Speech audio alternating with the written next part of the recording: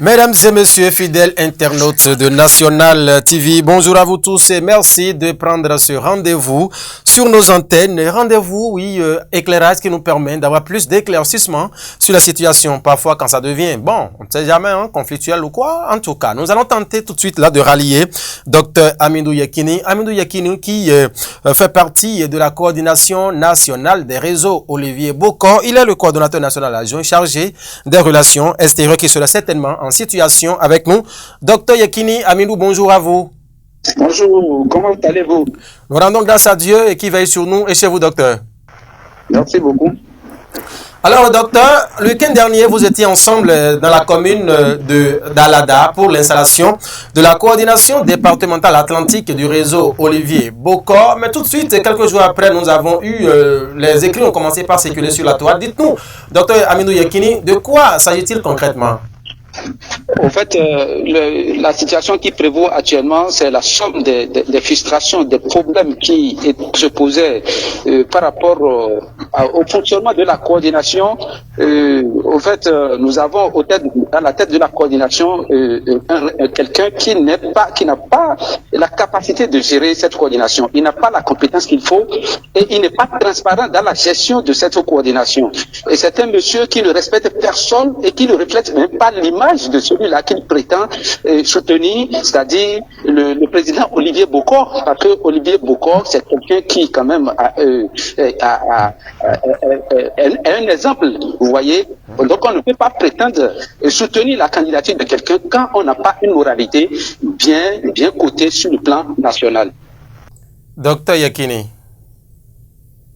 Allô, docteur? Je vous écoute. Alors, vous parlez justement de Osé Rouimbo, le coordonnateur par qui le réseau est né. Hein. Vous avez tout le temps travaillé ensemble. Qu'est-ce qui a commencé par dégénérer jusqu'à ce point maintenant?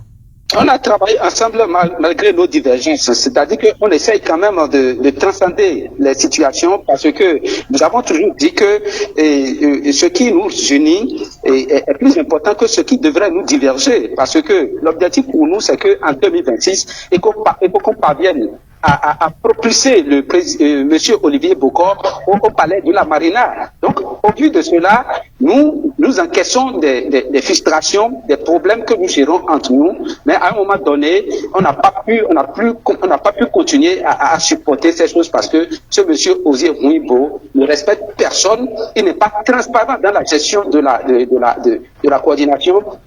Voilà un monsieur qui envoie des messages sur les forums du réseau Olivier Bokor et n'importe qui, des messages truffés de fautes, des messages controversés, des messages contradictoires, des messages qui ne rassemblent personne.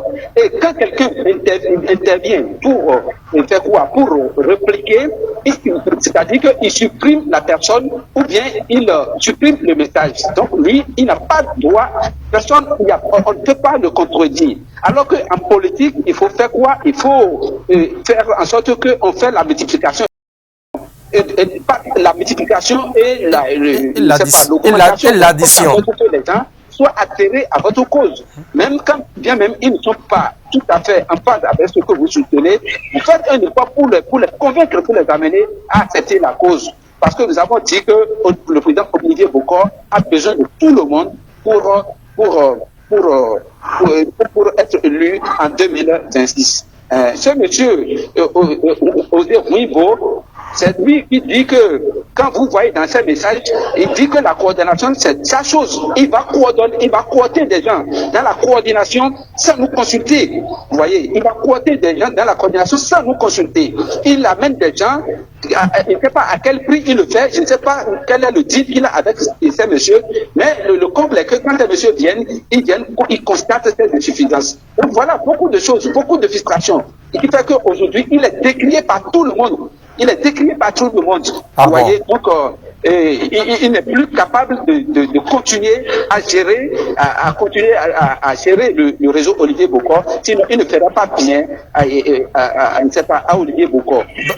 Docteur Yekini? Oui.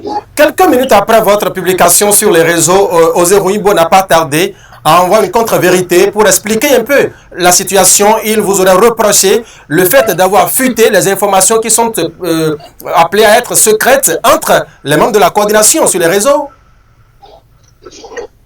Non, vous savez, quand un monsieur, je ne sais pas, comme Olivier Bokor, en bien, je dis, excusez-moi, quand un monsieur comme Osei Ounimbo en bien, a porté des actes atteintes à mon statut, à ma personnalité, en jetant de l'opprobre sur moi, je me réserve le droit de montrer à l'opinion ce qu'il s'agit. C'est ça.